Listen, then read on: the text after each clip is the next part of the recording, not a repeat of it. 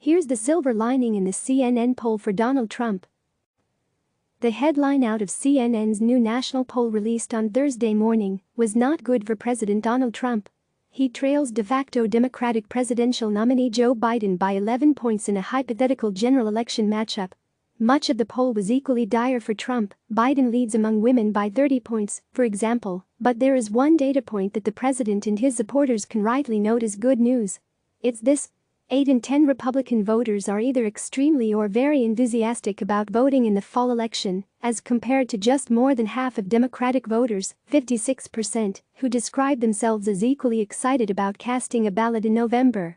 That's a significant enthusiasm gap, and it shows up in other subgroups that favor Trump in the poll too. Whites, 63%, are far more likely than non-whites, 41%, to say they are extremely or very enthusiastic about voting this fall. Ditto self-identified conservatives, 69%, versus self-identified liberals, 56%. What all those numbers make clear is that, at the moment, voters likely to cast a ballot for Trump are more excited about doing so than those who will likely vote against Trump.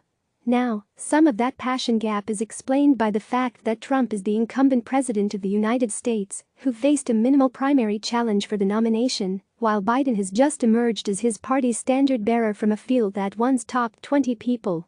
Presumably in a month or so, with the idea of Biden as the nominee more settled in Democrats' minds, that number will go up. But there's no doubt that real concerns remain among some Democrats about Biden's ability to create real passion among some pockets of Democrats, most notably those loyalists of Vermont Senator Bernie Sanders, who dropped from the race on Wednesday.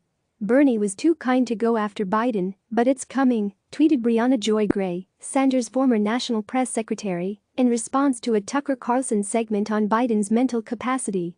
Either Dem leadership cares more at maintaining a corporate status quo than getting rid of Trump, or they're planning to replace Joe, adopting a pretty fast and loose relationship with representative democracy. Lose-lose. Biden has to hope he can heal that divide sooner rather than later, perhaps using the prospect of a second Trump term as a way to get more Democrats enthused about his candidacy.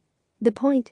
Trump is an underdog, as of today, in the general election against Biden. But if there is a path to victory for the incumbent, it lies in dividing Democrats and keeping enthusiasm for Biden among their ranks low. Click subscribe to receive the latest news.